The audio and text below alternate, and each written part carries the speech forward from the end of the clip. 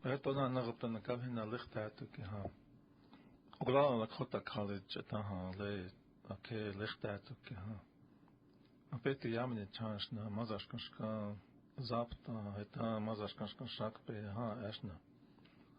Lechem kunas na Lakota unkiapi. Na ashna woyake nis uhunkanka. Nis Lakota wogalakapi. Akuku hetjes ni wongelakap. Chatona chakogna glafena anagop tan kapo na lila lechtato ki ha oaste chake. Chatan umanipo na lechtato ki ha lili semniwa hi doksha tueki oigelakn.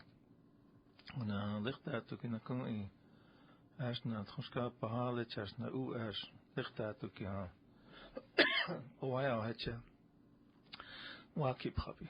So hetja doksha ochitiakot. Well, I'd like to welcome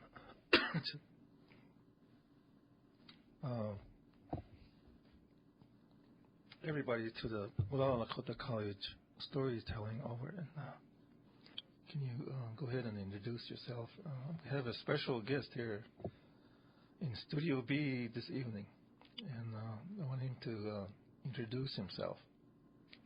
He is the past president of the National Indian Education Association, and then he is the founder of the National Alliance to Save Native Languages.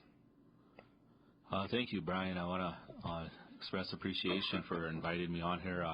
Relatives, family members, tribal members. My name is Ryan Wilson, and I was visiting the college today at OLC and visiting with the president and Brian, and they invited me to come on the show tonight to kind of express a little bit about what we're doing, not out here in Lakota country per se, but throughout Indian country, working with various tribes and communities, and I think a movement that is sweeping everywhere in Indian country from California all the way to New York, and I'll be sharing a little bit of these stories tonight here with you, and some of the successes that we're having with language efforts, and also some of the challenges as well. But as Brian indicated, I former president of the National Indian Education Association, and upon completing that term, founded the National Alliance to Save Native Languages, and our goal is just to help tribal communities revitalize their languages, to give them the tools both in funding and resources, and helping access those resources, to give them a fighting chance to carry on their way of life through our sacred languages. So happy to be here, Brian. Yeah, I'm glad to have you, Ryan. And this afternoon we talked to Ryan about the language, and I just wanted him to tell us. I heard Ryan at the last NIEA meeting, and Ryan is quite a speaker, and also at the last meeting in Washington, D.C. with the National Alliance to Save Native Languages. And like he said, he has a lot for the language. I think you have a lot of what's that one? The Esther Martinez language bill too. He's behind that the movement to get. I know we're in this economy is kind of down, and sometimes we think that maybe we won't get that funding. But people like Ryan, they work at the Washington level, and they're really into saving our language, and it's all over. It's not just the Lakota language, but it's all the indigenous languages. And right now he is working with the Arapaho tribe, and they are running an immersion project over there. So maybe, Ryan, you can maybe tell us about that, Esther Martinez, or maybe you can touch on the latest on the funding situation, and also maybe we'll talk on the what is going on indigenous language, the immersion, and the language movement. And we always, when we come up here on Wednesdays, we always mention this word movement. It's really catching on, and it's happening all over. And during the basketball season, we even got into the basketball over at LNI, and we announced a game in Lakota. So it's really going into it's like a flood water flooding down the river, and it's just going overflowing now. It's like that, and I think that's really good to have people like you behind this movement. I appreciate that, and I just give a little bit of background of, I'm a Wilson from here. Our family from here is very well known throughout Indian country, and have produced doctors and lawyers and high achieving academics. And when I was in NIEA, I was very, very much a part of this belief that we had to close the achievement gap, that we had to compete with non-Indians, that these terms that came out, no child left behind and adequate yearly progress, again, as I said, closing the achievement gap, putting schools in restructuring and safe harbor, and all of these things. We talk about assessments and benchmarks and standards and testing and high stakes testing and all those things for a large part of my professional career. I was real gung-ho on, and then I realized, I can't explain exactly when it happened, but I realized we were really approaching Indian education in the wrong way, and that what we really needed to do was kind of have a higher standard than just competing with non-Indians, a higher standard than competing with European Americans, that what we really needed to do was create our young people and create an atmosphere and an environment where they could be biculturally competent, where their language was valued, if not higher, at least the same as English, and that the acquisition of our languages be paramount. And some of this happened, I think, in my travels overseas to New Zealand and Aotearoa, when I seen what the Maori people were doing, and that their young kids in Hawaii and in Maori country were competing at a higher level, the ones that were going to these immersion schools, and that they were their cognitive skills were expanded by using these two languages, and that immersion wasn't hurting their children at all. As a matter of fact, it was helping them, and that a lot of these young people that were graduating from these schools were going on into their country's elite colleges, and that it was creating young people that were very resilient, young people that had healthy minds, very focused minds, young people that physically understood what it was, their responsibility to take care of themselves with their diet, with their healthy choices, and people who were had a strong kinship with their ceremonial ways and their way of life, and everything from their thought down to all of their actions. And when I saw what was going on there, it really made me cry, in a sense, for what we were denying our own children.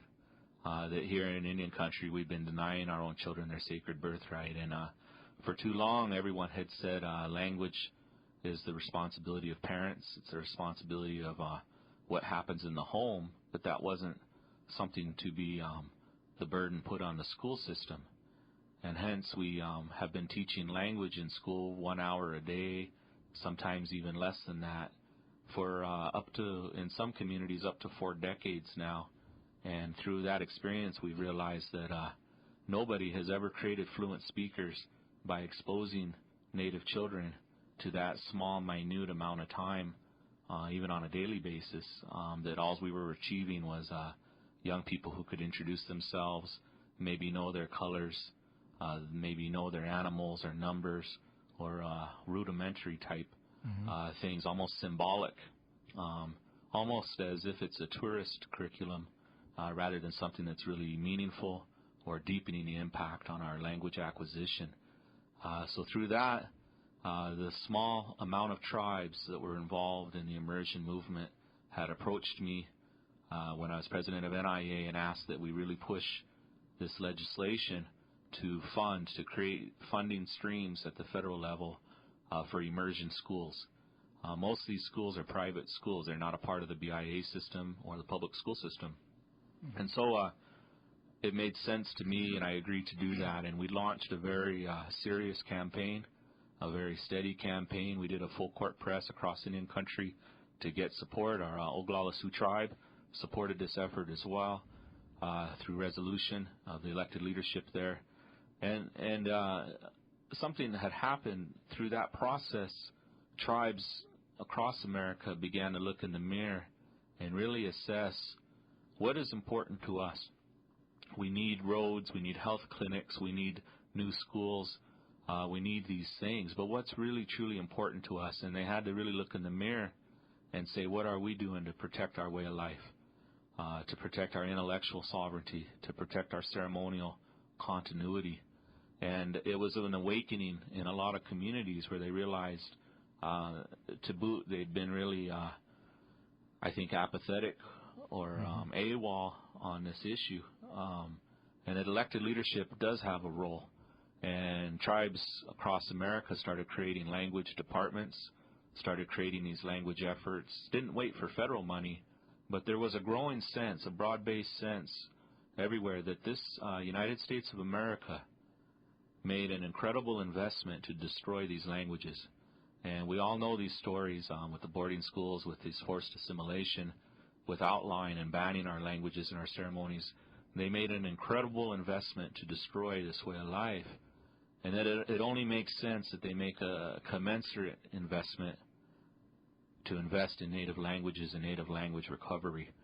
And some people find that controversial in doing business with the government in regards to language.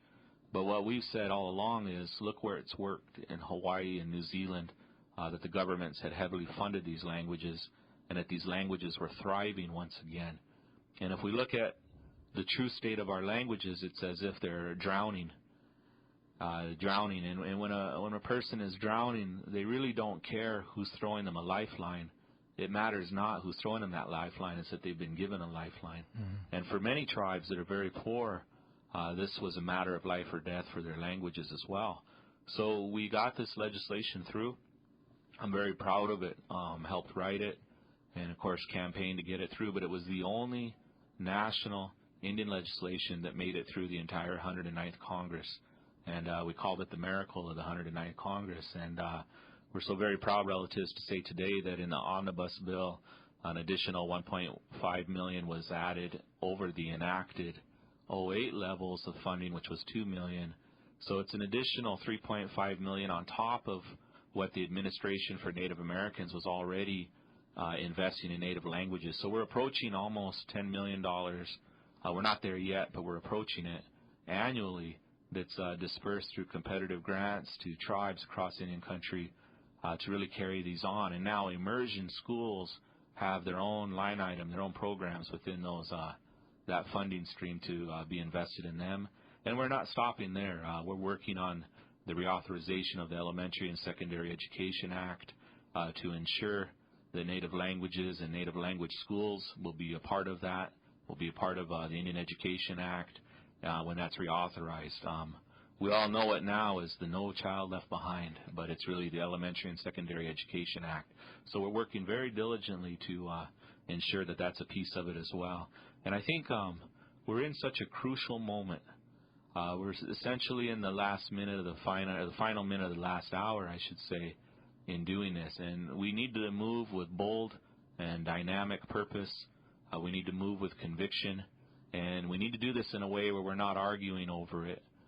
We have a very small closing window of opportunity, and we're never going to get this opportunity again. And so why I'm saying these things is just regardless of what community you're in, language issues seem to be a highly charged emotional issue that creates a lot of tension in communities.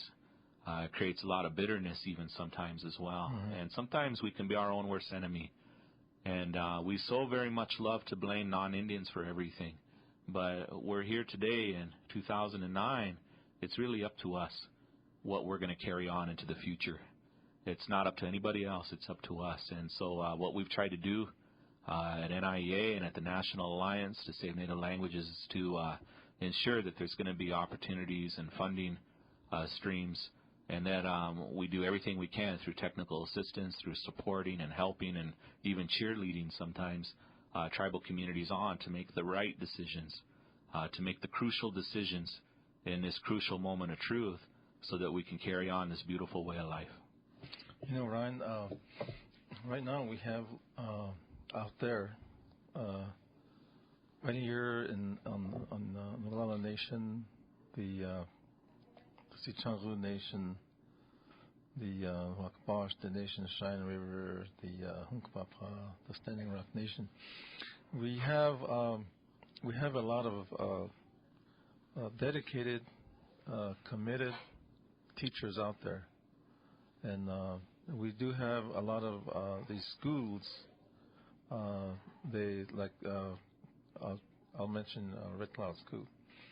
Red Cloud School is right now in the building. They're building a building just for the Lakota language, and places like this, they're really putting like the Lakota language.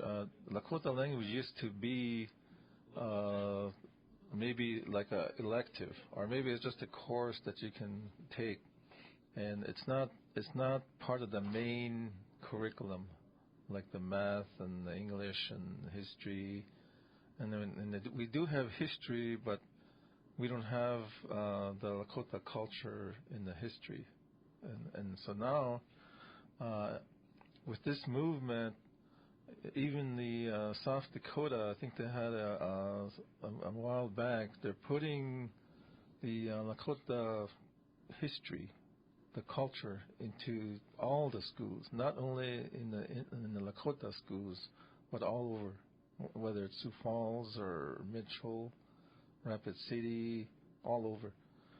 So right now we're doing a lot of things for the language, and I know these teachers are doing the best they can, but sometimes, like we mentioned, I think you just mentioned it.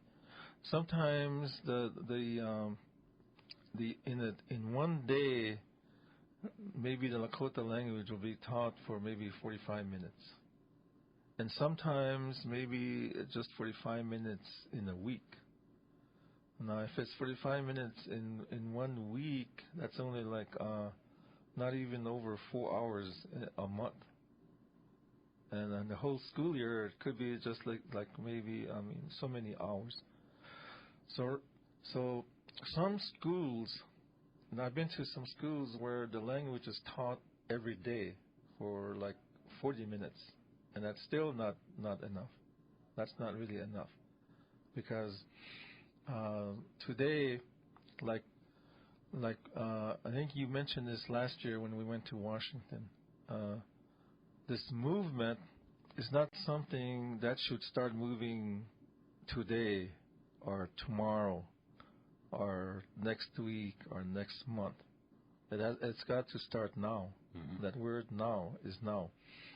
Because one thing that's happening, and I think we mentioned that today, today we're losing a lot of our elders. And every time, I think they mentioned that in this one article that I brought up here about saving the native languages. Every time we lose somebody that's around 60, 65, 50, there's no replacement. So we're actually losing our language every day, every month, and every year.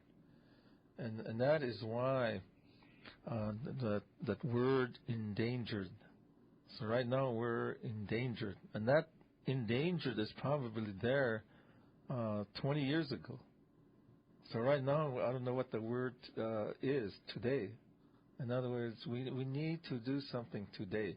And I think we're doing that with your project, with our project, and there's a lot of other projects growing now. And this word immersion is right now is the word.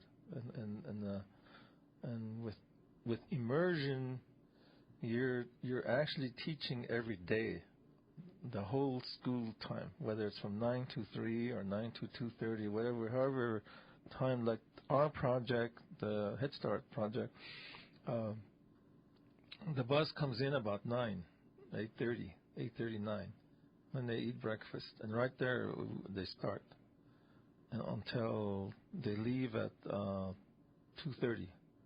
But then they have like lunch, and then they have like the little ones, they have a little rest time in there too. So, and we're really concentrating on, like today our president said, we were trying to do as much Lakota speaking as possible.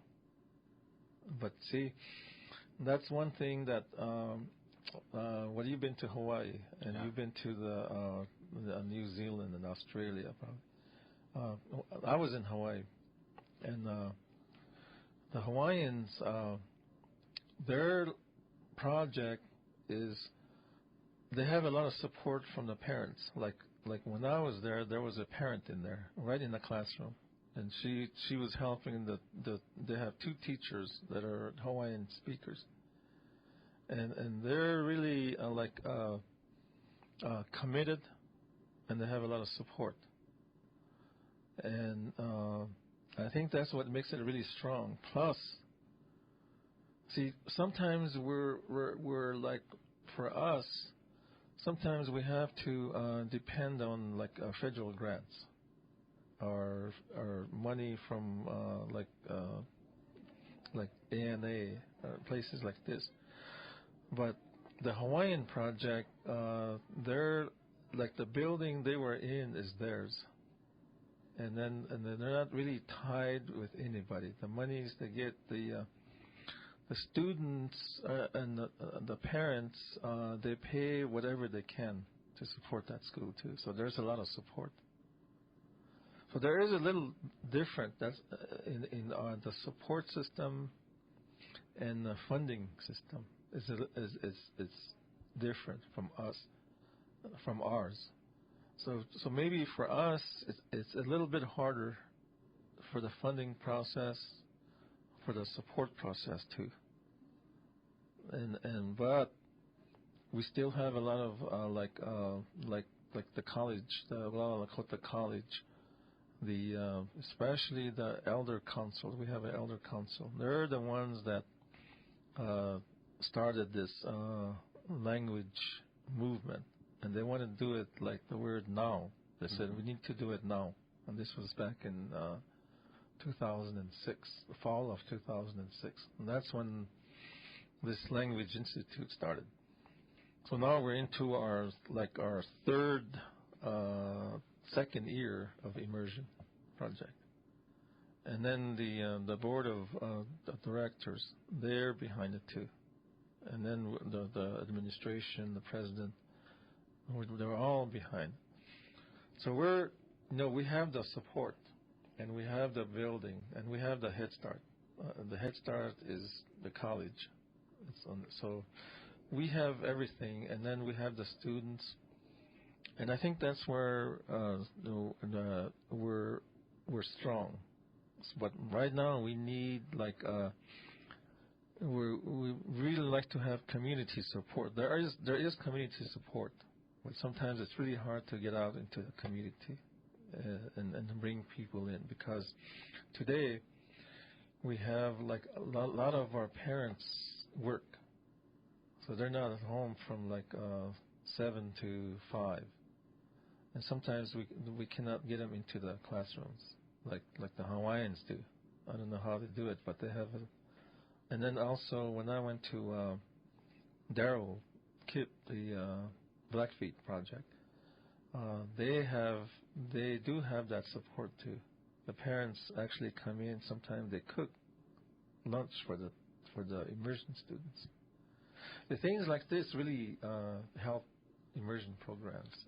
Yeah, and I think if you look back at it from our beginning days of formal education, these educational institutions, whether they were the churches or the government-sponsored boarding schools, they did everything in their power to eliminate parental presence or any kind of parental control, Mm-hmm. or and I think there's part of our almost as if, I don't know if it's this historical residual or whatnot, but it's almost as if our people still feel as if these schools aren't owned by them. Yeah. Or Mm-hmm. that they can't walk down the hallway with the same Mm-hmm. sense of ownership. And I think the beauty of what they do over there is they do pay to go to these schools. Yeah. It's Mm-hmm. and the money doesn't go line the pockets of some administrator or anything like that. The money goes to support the school and the staff and the food and everything. But they require them to pay a registration or a admission fee. They also require participation, and a lot of them do work, and they have to take vacation leave or work on comp time to get their day off to be in the classroom at least once a month. Yeah. And where they can come after work and help clean up the schools. And so it's a different philosophy than what we have here is either the Bureau of Indian Affairs or the mission schools or the state schools own and control the schools in one sense or another. And from the custodians down to the cooks to the bus drivers to the administrators and the teachers. What they have there is a different model because they're owned by the community. Yeah. They're owned by the parents, and their I guess their sense of empowerment is really profound, and that's what the Blackfeets have tried to replicate, and it's something I think it's something you practice. It's something you have to create pathways for parental involvement. It's something that has to start at some point, and then you build upon it so it becomes a second nature, which is exactly what it is over there. It's expected, and that's a lot of it is about expectations. The going back to what you were saying, there's a lot of confusion over what immersion is. Yeah. And our language speakers, they understand immersion very well because they were subjected to it as children. As children, they were taken into these English-only schools and immersed in English, and it worked because they became English speakers relatively fast, regardless if English was spoken in their homes. And we're getting to that point now where few people are still with us that grew up in Lakota-only homes or whatever languages you may be saying. But these they understand immersion because they were immersed in English-only environments, and they picked it up pretty quick, actually. And, of course, everybody has painful stories on the awkwardness, how they were treated, things of that nature. But at the end of the day, they started figuring out this English language, which is a fairly complicated language. But the idea is that the core subject areas, regardless if it's math, science, history, is taught, literature is taught with a medium. The technique of the language of instruction is the native language. But it's the same core academic areas. So a third grader in an English-only school and a third grader in a heritage language, or an immersion school, they're going over the same material. It's just a different language that's used. And it requires a certain, expertise in creating curriculum, in translating, and the techniques to do that. But the medium of instruction is the heritage language. And it's where a lot of people get confused about it. And it's not an easy thing to pull off. And what we've done at Wind River, we had several dozen language instructors that were working in the school systems on the Wind River Indian Reservation teaching Arapaho. And our Council of Elders was actually paying for that to happen. And what we realized is if we were to realign our budget and pull those teachers out of those schools where their impact wasn't very effective, their impact wasn't very deep because the exposure time to the Arapaho language was not enough for serious Arapaho language acquisition. If we pulled them out and created our own school privately, sanctioned by the tribe is a sovereign nation. The tribe, through their education code, has the ability to run and control their own educational entity with our elders as the board of directors over there. that we'd be able to do something and expose the children to Arapaho language, not 1 hour or half an hour a day, but 6 hours a day, 5 days a week. And so we renovated a building, we realigned our budget, we fundraised with a variety of foundations, government and private support, corporate support. We even pulled in Walmart as one of our sponsors of our kitchen and some of the other things, and we were able to retain a highly skilled staff, teachers, and we're running immersion in 2 different districts on the reservation there for preschool, kindergarten, and first grade now, with the idea that through our expansion of curriculum, we'll be able to add second grade next year onto this as well. And we have the Arapaho site, we have over 30 kids. In the Ethity site, we have 20 kids in it over there. And so it's exciting times, but it's dangerous times and scary. I just want to share this with our listeners to, I think, hammer home a point that time in a sense is neutral, and it could be used for or against a cause, for or against you, or even a tribe. But in this particular issue, time is not on our side. And that's what I was saying earlier. We have a real closing window of opportunity. And in the last 30 days, we lost 4 speakers on our reservation there in Wind River, Arapaho speakers. One of them was an instructor in the public school system. So her classroom is without her now. And time is precious. And we really have to be thoughtful and mindful on how we use it. And we're so very lucky to have these cherished elders still with us, these cherished speakers still with us.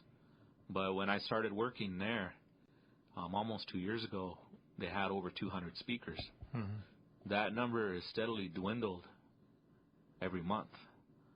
And so we're in a race against the clock, and the stakes couldn't be higher.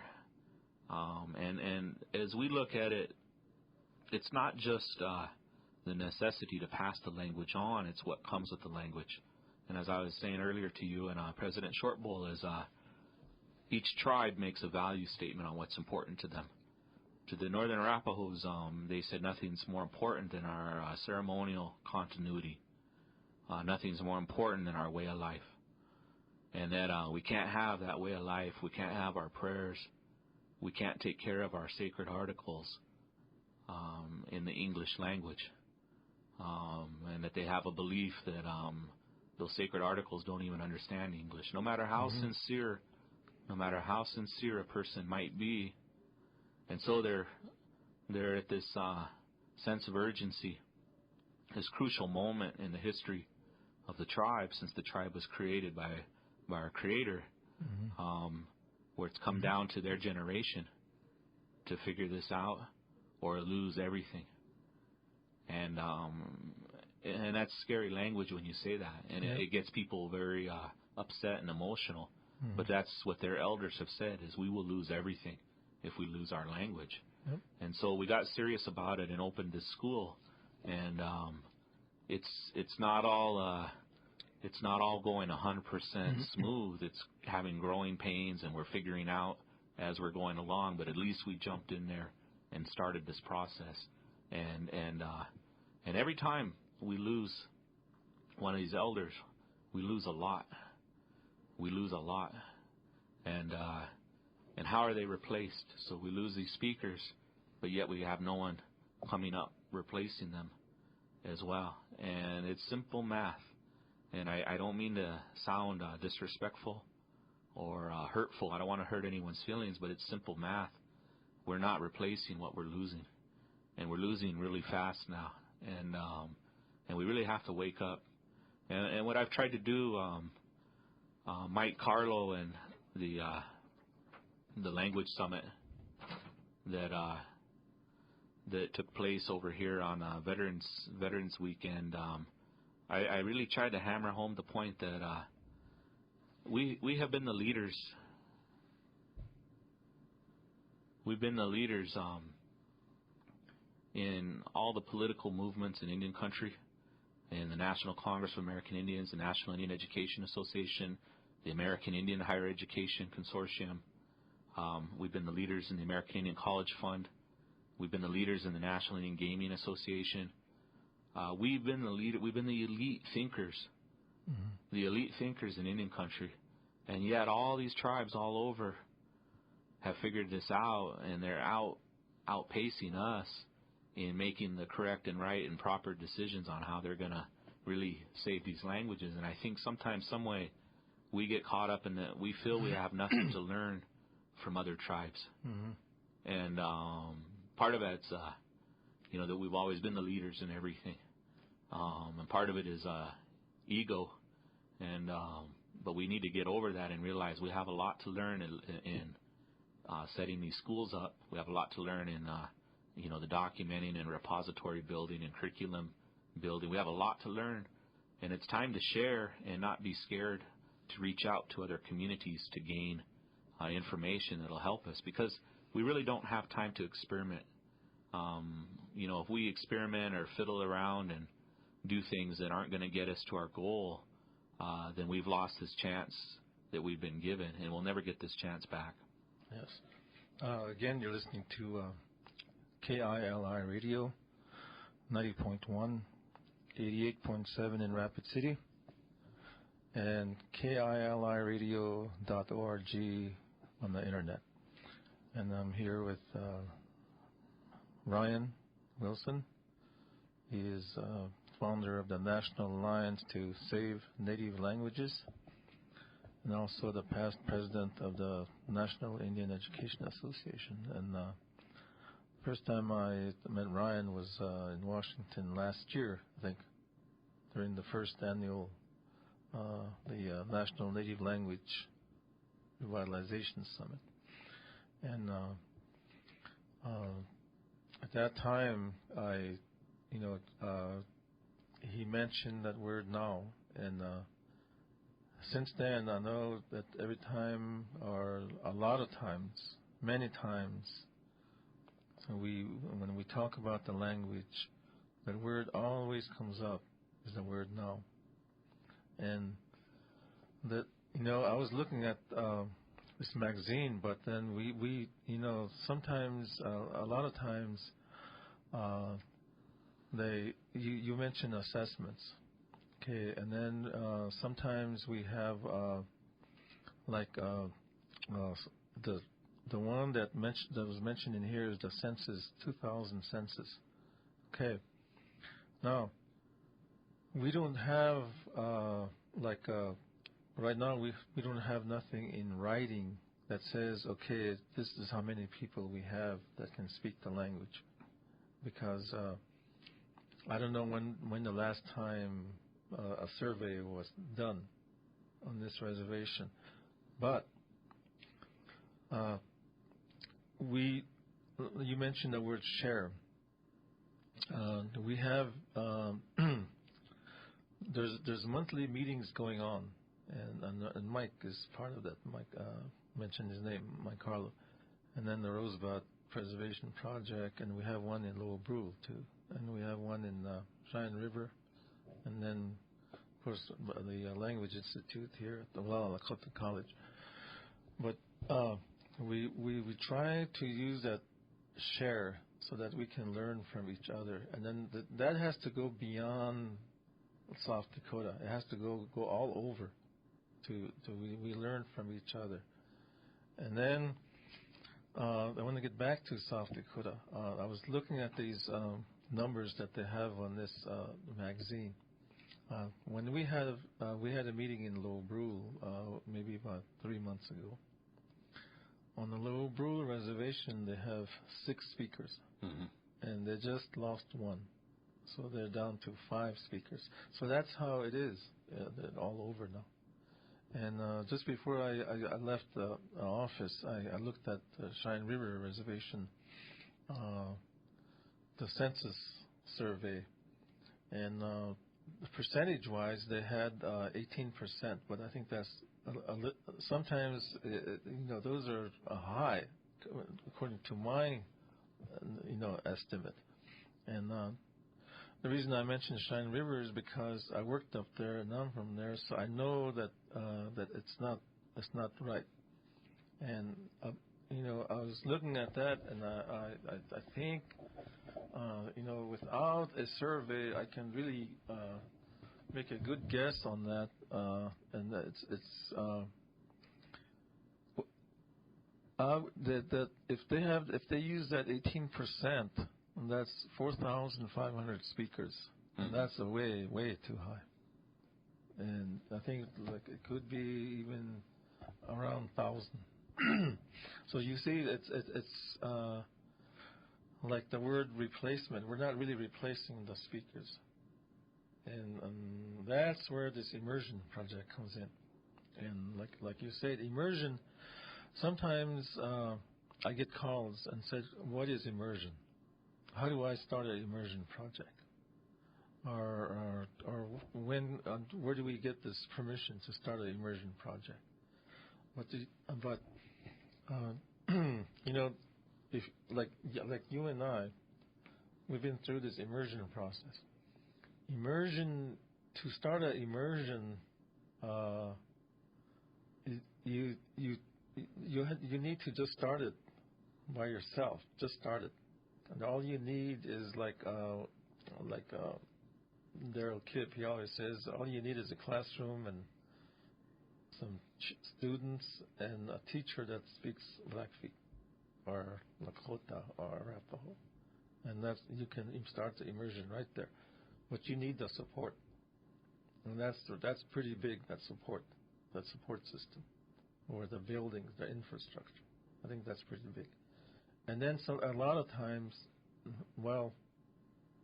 pretty big is money too, the funding. Mm-hmm. So sometimes there's a lot of factors that come in like that. Whether it's to start this immersion project. Immersion is nothing more than just having students and a committed teacher, and a teacher that teaches every day. In other words, the word that we use is one of our virtues, and that's perseverance, or wachintanka we call it. Okay, you gotta persevere, and you have to be committed, and just and then the children too. You have to motivate those children too. If you don't, then you're going to lose your students. You have to do everything you can to keep those children, through motivation, through even incentives. Like, remember we mentioned incentives today. So like our immersion students, we give them incentives, and then we try to reach the parents too, and then so that we can keep these.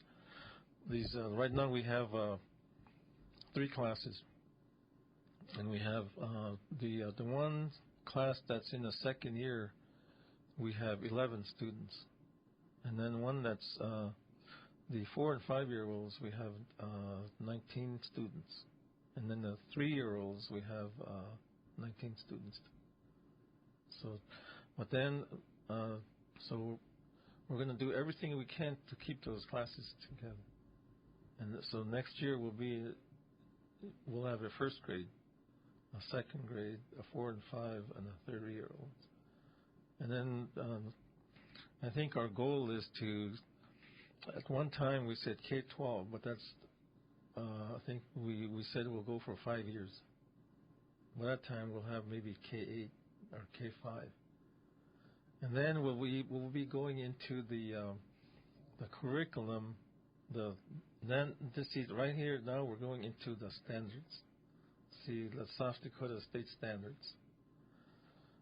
So we need to have teachers that are certified, and that's where our education department comes in. And right now they're working on that, so that we can recruit people, our own students that are speakers and become certified, and they will become immersion teachers. I think that's going to really play a big role in our future immersion project. Well, I want to, just say as well that I think it's beautiful how you guys have thought this out and that you're looking ahead down the road, because so often we live in this sense of crisis day to day, and it prevents us from long-term planning as well. And you use the word now. We start now, but we're looking down the road how we want to build this, and what's our vision? What's our vision for education, for the immersion, for the language, and what's our goal really, and how are we going to get there? And strategically, how do we map that out and execute a strategy that's going to get us there? And we could use words, execute and strategy and things. Sometimes people get nervous when you say that, but you got to realize we always did that. We always planned. We always were very thoughtful and mindful in our decision making and how that was what those ramifications were gonna be on that. And that's what we need to, I think, recover that, because that's a real core piece of our ancestry as well and our background. And you're making it become real. The other thing I want to say is, when we are in our ceremonial way of life and our ceremonies, a lot of people pray for this language. And we need those prayers, and it's really important. And through prayer, we could turn this around. But we can't just stop at the prayer. We have to put action behind the prayers. And we have to put the planning behind those prayers too. And like you said earlier, commitment and that perseverance, those have to go along with it as well. And, to continue to pray for this and to continue to give thanks for the lives that we do have still amongst us, to help us along this precious resource of speakers that we still have. Yep.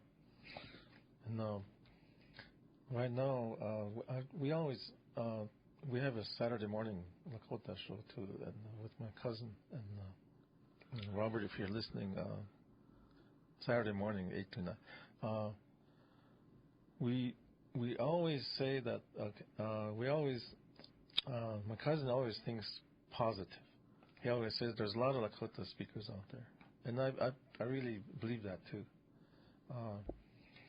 There's right now they're all my age probably, but then we have some speakers out there that are like your age, and we even have some speakers that are maybe, I know one that's about, I would say 18 years old.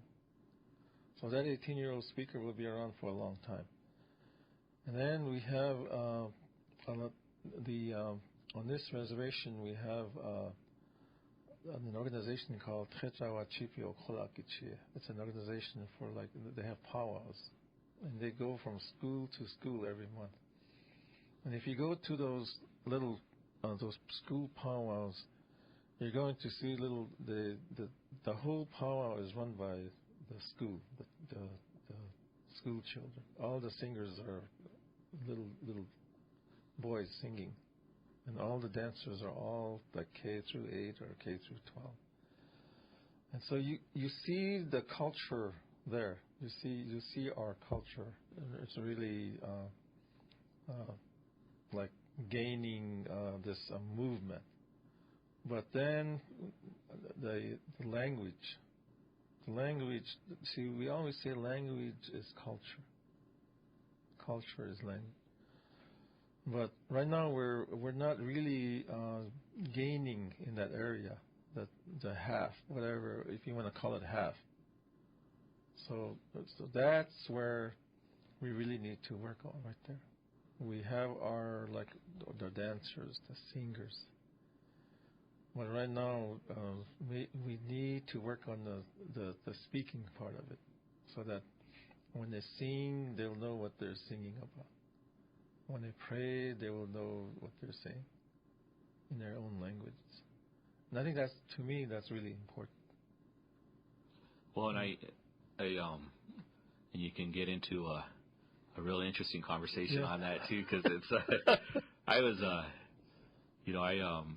one of our tribal members here taught me how to sing Reuben Twin, and I don't know if he's listening, but he taught me quite a bit actually, and I always thought knowing how to sing that was good enough, you know, and that was I thought I was doing my part, and but it really isn't. That's a social and or secular, and sometimes we mix up sacred and secular. So something that's social. Our powwows are very dynamic, and they're very strong and powerful, very colorful, and it a lot of young people gravitate towards that, and it's an important thing. It's a great asset for them to have, but it's just barely scraping the surface of who we are. Yeah. Yet a lot of people have made that their way of life. Historically, that was never our way of life. That was one part, one component. It wasn't wasn't the essence of who we are. And so today's generation, and you could go to that Hisapa powwow in the fall, and you'll see it. All those young singers, they have a command of their songs and knowledge of them, but they don't speak. And so it's just, to me, if we could use it as a point of entry into a larger realm of learning, who you are. And so when they do these dances and these dance competitions, and I know Marcel Bolbert, he invited me to the one at Little Wound a few years back, and I got to watch that. If they can expand that into language bowls, and and get the young people involved in that as well, and and even having Letterman jackets for winners and teams, language teams, and those types of things, and take it another step further for those young people, and I think that'd be a great thing as well. And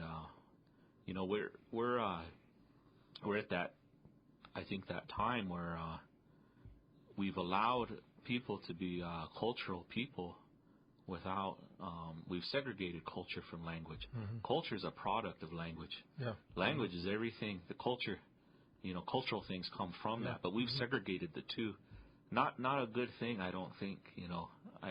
I'd like to see it come back together again. Yeah. And we can do that. These are little things we can do. They don't take a lot of money either. It's just having a new thought, kind of a new philosophy about it. Brian, if it's all right, I just wanted to talk about that. We 5 minutes. We have a big event coming up in Washington D.C. on May 11th, 12th, and 13th, and this is our second annual National Native Language Revitalization Summit. And it's sponsored by National Alliance to Save Native Languages and Cultural Survival. It's going to be at the Museum of the American Indian, the National Museum of the American Indian. And I want everybody to know, how we love conferences, us Indians, and it's always an issue of cost and getting to them. We've waived the registration fee to be a part of this, so it's absolutely free to come to it. And there's going to be some awesome opportunities there to network with other language communities, to see what's going on. We're going to have a special tour of their Sioux collections in the Museum of the American Indian for our people to look at as well on Monday of the summit. But there's going to be, incredible panels there. There's going to be funders there. We're also going to go up on the Hill and advocate for more resources in the Administration for Native Americans for Languages. And we really need everybody that cares about this to come and to be part of it. And I thank Oglala Lakota College for attending last time we hosted it. And I think you can speak to it as a very worthy event. And we're not out here to make money or to try to make a business out of conferences. We want to deepen the impact. We want to allow grassroots people a chance to access some of these materials that are in Washington, D.C. The vast majority, 99% of our own people, have never seen what the National Anthropological Archives is holding of ours. They've never seen what the Museum of the American Indians is holding of ours. They've never seen what the National Library of Congress is holding of ours. These are ours, and our own people need access to it, and so we're facilitating that. On top of that, we're bringing all the language programs across Indian country together to uphold one another, uplift one another, protect what we have, and to give encouragement to one another and share information. So I want to invite each and every one of you. You don't have to belong to a school. You don't have to belong to an organization. You don't have to just come if you can make it. And again, you can get the information on our website. It's either National Alliance to Save Native Languages or Cultural Survival. If you Google either one of those, you'll get the information on it. And I'll leave some flyers up here, too. Okay, good. Yeah. And then they can put it in their daily announcements. So we'll do that. Well, Ryan, I want to thank you for stopping by at the college, and you're always welcome there. And someday, maybe you can come back and help us out. All right, I appreciate that. Yeah, and I look forward to it. Yeah, and I'm really glad that you're on this movement, and it's really growing, and it's something that's is happening, and I'm really glad because I committed myself. That's the word I use all the time, commitment. That's because I committed myself, and I always say that I'm going to persevere. And every morning when I see those little children, and even if they, they're not conversing right now, and I know our president says they're not speaking, but then, see, it takes time. I always say it's going to take time. Hopefully it doesn't take a long time. But I'm glad to have you here, and stop by again. And I want to thank KILI Radio and Hoshka Derek for having us here every Wednesday from 5 to 6. And I want to thank all of you listeners. And some of you are probably just now getting back to Rapid City. And Maryland, if you're listening, that song was your song, and I just wanted you to hear it. And thank you for listening.